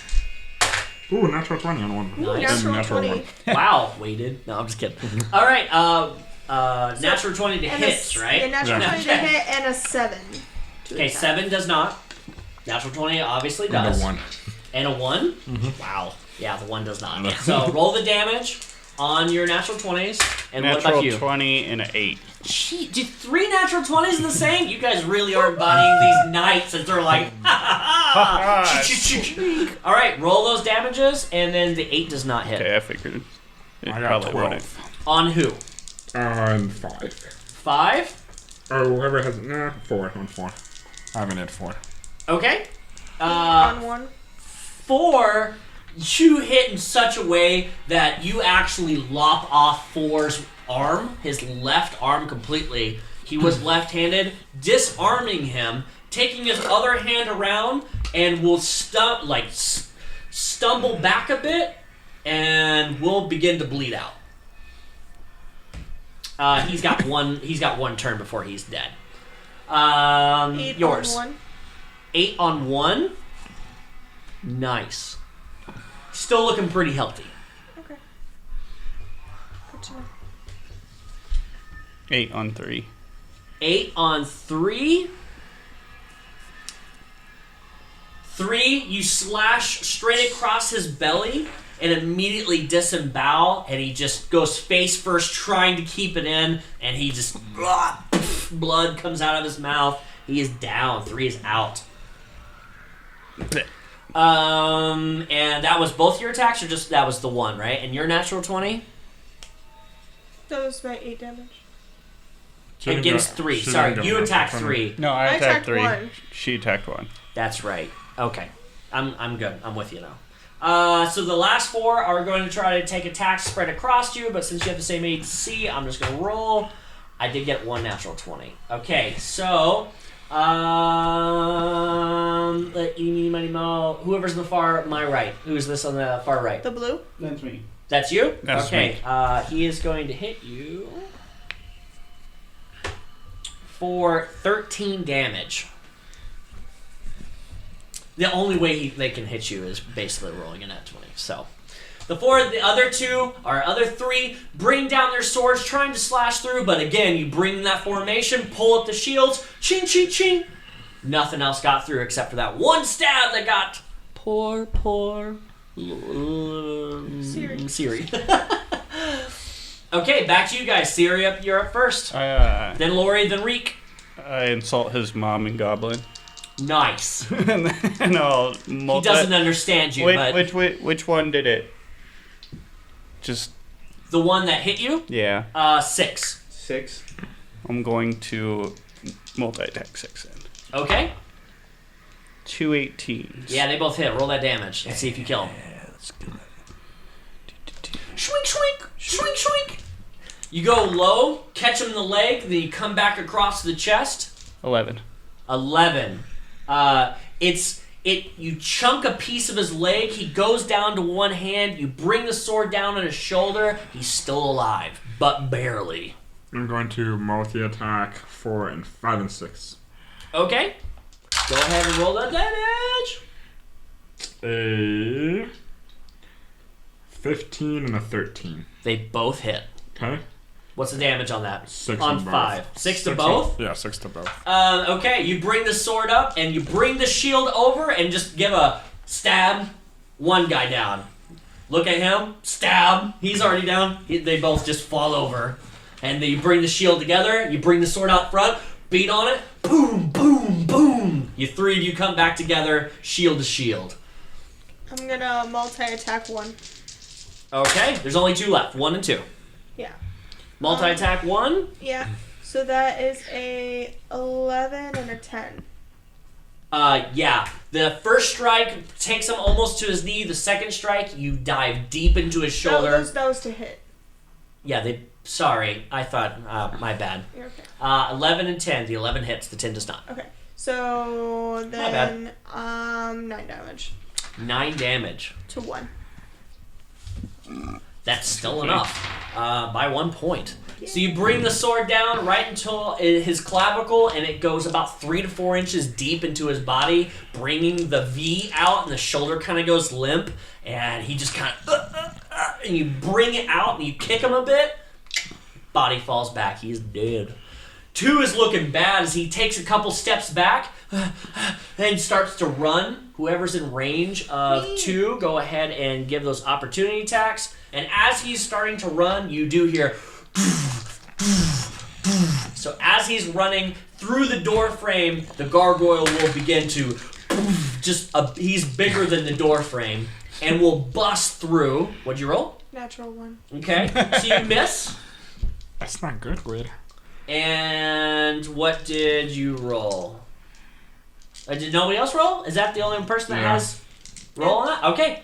He runs back, trying to cower near him as the gargoyle comes in. The gargoyle, as this underling runs to him, almost crying, like hysterical. The gargoyle brings up a fist and puts his fist right where his head and smashes him straight into the ground, completely flattening him in one swing. Rip. Sweet. Brings up and you see like the cloak and just goop off of his wrist, and he flicks it and he looks over at you guys, unfurls the wings, and just lets out this giant roar.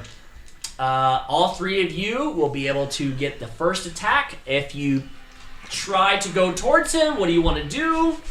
Do we see anything else other than the gargoyle? Nope, it's just a gargoyle that came in. Hold your ground. And... Yeah. Yeah. 3 of you, you fought bigger. You bring the swords and the shields together. You take a couple steps forward. Whoo! Whoo! And you start to advance. It comes up to you guys within 5 feet, and it's going to try to attack as well as you guys. All 3 of you can make an attack now. Multi effect? Yeah, absolutely. You get a full turn, however you want to spend that turn. Equally together. Ooh. 7 and 18. Okay, 7 doesn't both hit. of those miss. And then both of mine miss. Yeah, both of mine missed. What are the numbers? 16 and 9 plus 3, 12. Yep. 14 and a natural 1. Yeah, all 3 of you. So you're not missing. What's happening is as you bring the swords, it's stone. You're hitting in joints, trying to find those weak places, but your swords are not penetrating the stone. And he brings down a multi-attack, 1 against you, Ava, 1 against Voquis' character as well, bringing down claws just right across the front of your shields. The first one is a 19 hit, which I believe your AC is 20, right? Yep.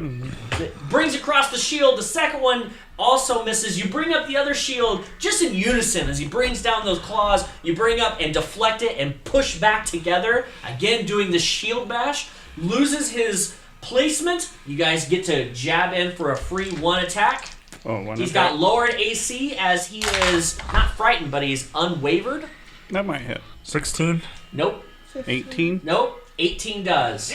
6 points. 6 points. You find a soft spot as his arms kind of go back and not his belly, but where the stones come together, they come apart to show a weak spot. And you notice this, immediately pierce. You don't see blood come out except for a black goop just kind of come out where the blood would. He goes right back down to that stance and then comes back to you guys, swinging 2 more. This time, both of them on you since you just did damage. Be gone, thought. That is a demon. 19 to hit and a 19 again. Bring down both claws, trying to rip off your shield, but instead of hitting, he's going to grab the shield and just kind of crumple it. My shield. And by crumpling the shield, it's going to remove that 2 AC. Okay. And he's going to rip it and then just kind of break off from it. You guys then are able to attack again. Oh no. Mm-mm. I'm not even gonna bother doing the math. Okay. A 19 doesn't hit, right? 19 does not hit. Okay, then no.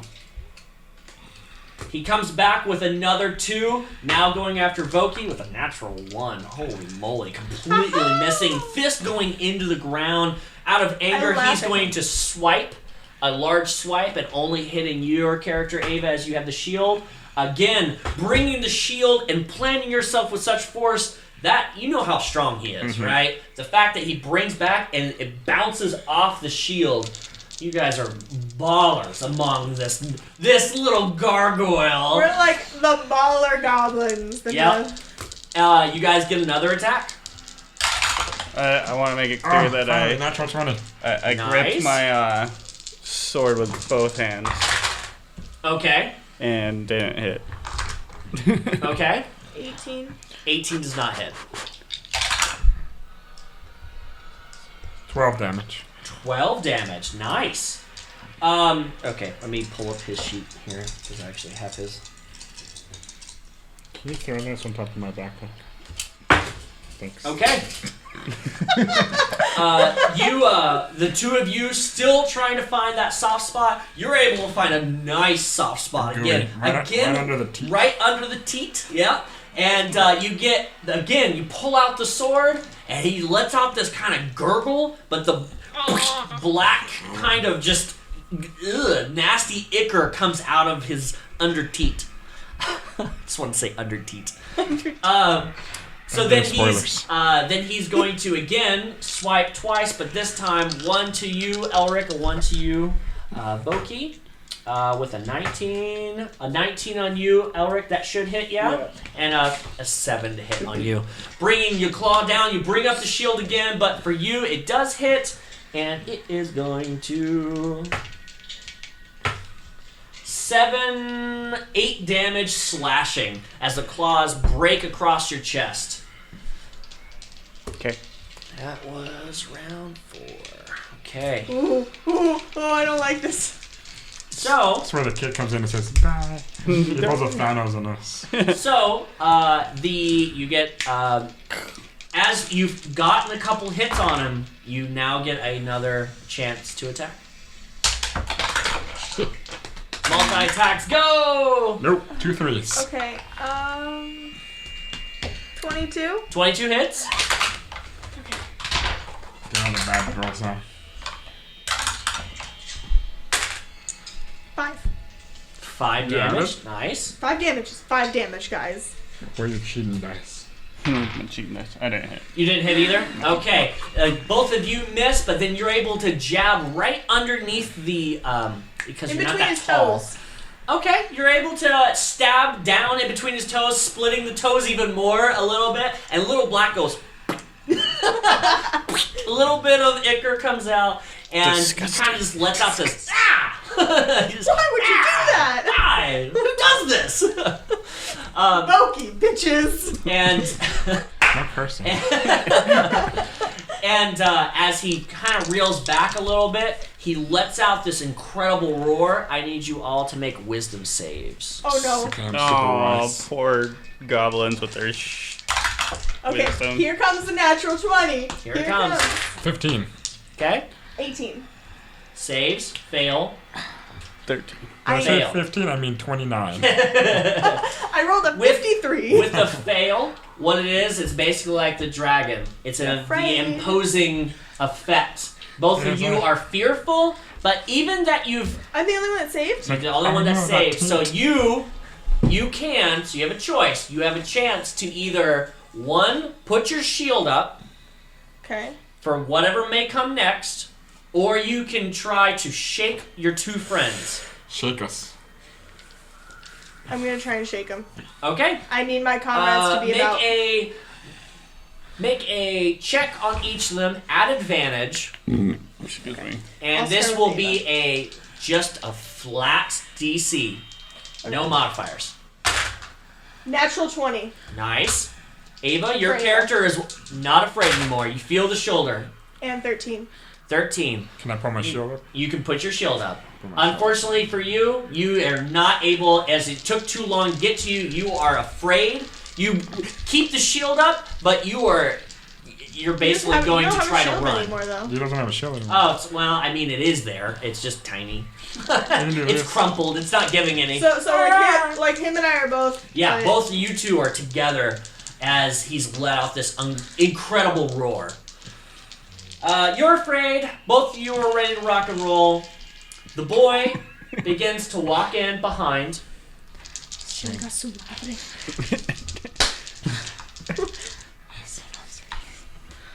The boy doesn't have a care in the world. He walks in just kind of aloof, looking around.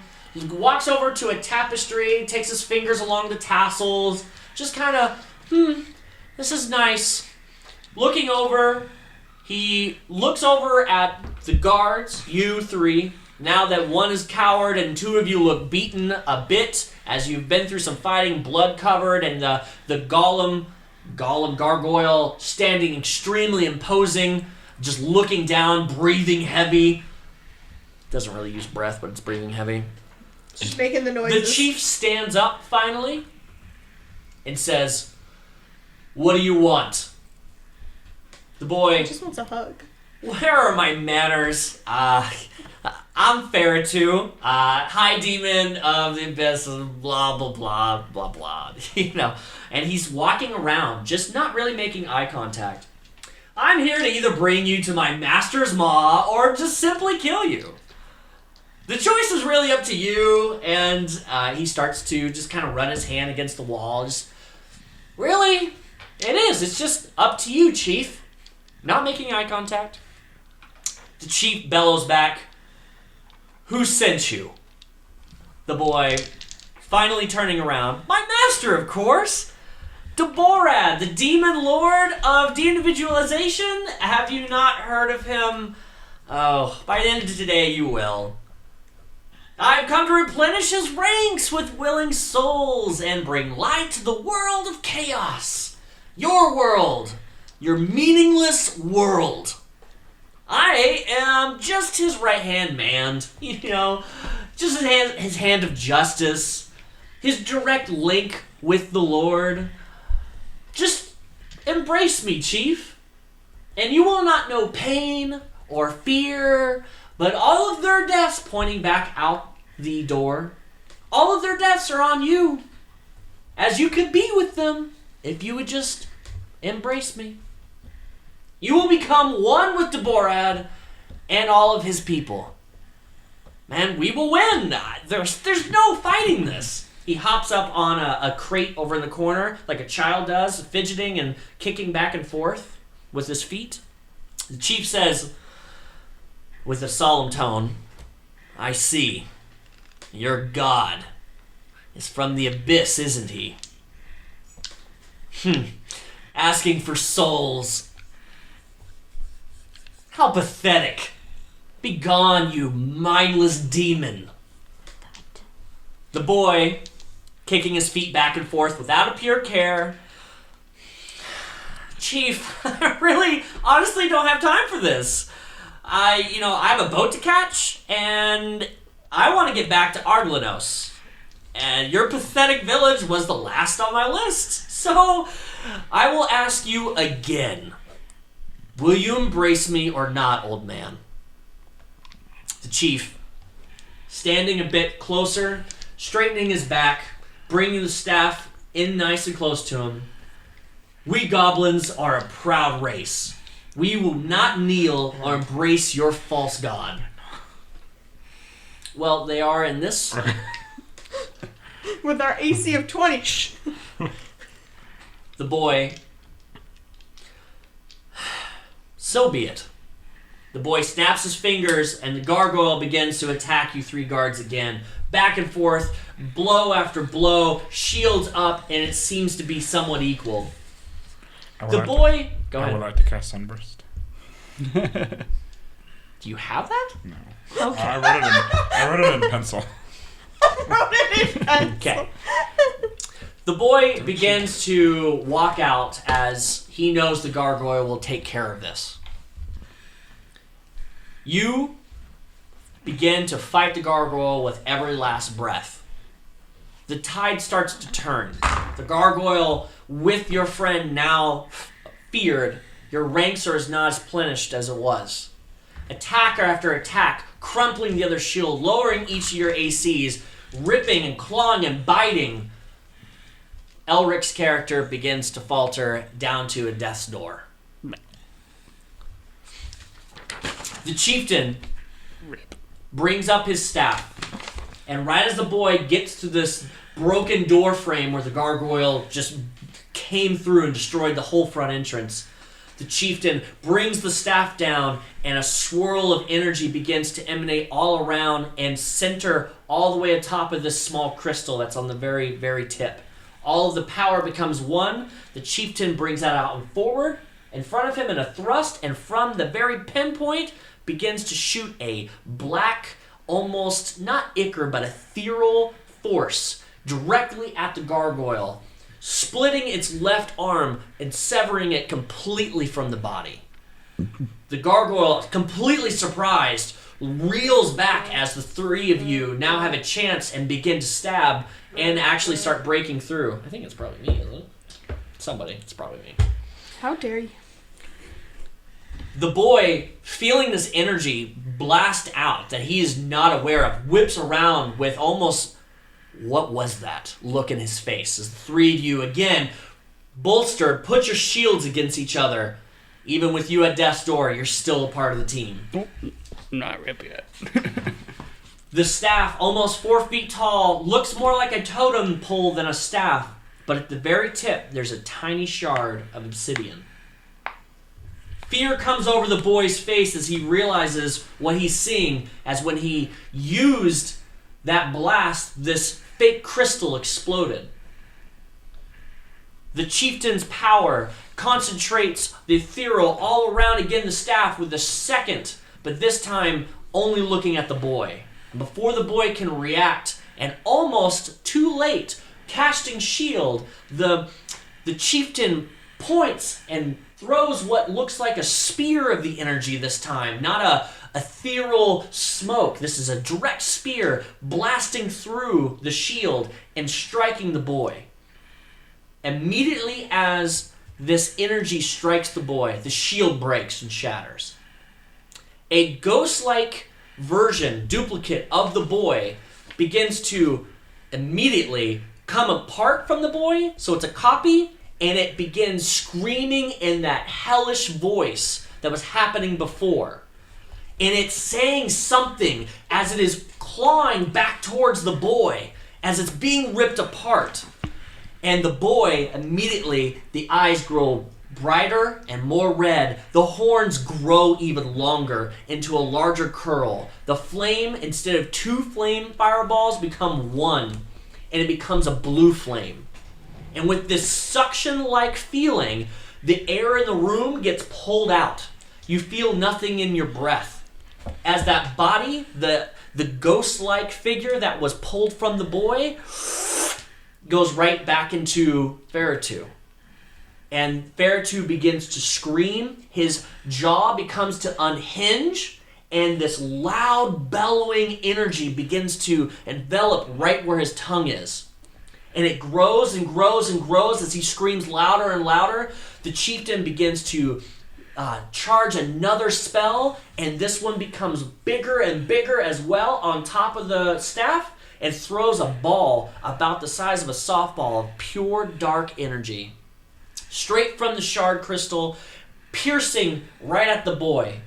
The boy lets this energy forming at his mouth launch, and they both collide. And in that moment, such force is created that the hut itself explodes into a nothingness. Darkness befalls this entire area within a mile range. And as soon as those two collide, all three of you, with a gasp of air in your barracks, immediately, there is no travel, there is nothing. Your eyes are awake. What time is it? 3 a.m. It will be, at this time, it'll be about 4:30. Okay. And all three of you sit up immediately, and you all have the same reaction, and you all three look at each other. I'm crying. Voquis is crying. Elrick's crying. No. I'm not. Voquis crying. All cry. three of you look at each other. Voquis crying. And that's where we're going to end No, episode. no, we're not. No, we're not. That's where we end the I episode. vomit. We're not. Crystal shard. Yay! That's the end of the literal- episode. You're not gonna end it there. That's where the end of the episode is. We gotta go get cereal. It's 9:45. Yeah, you gotta go get 4:54. We're gonna get. Yay! It's the end of the episode. I told you it's the crystal shard.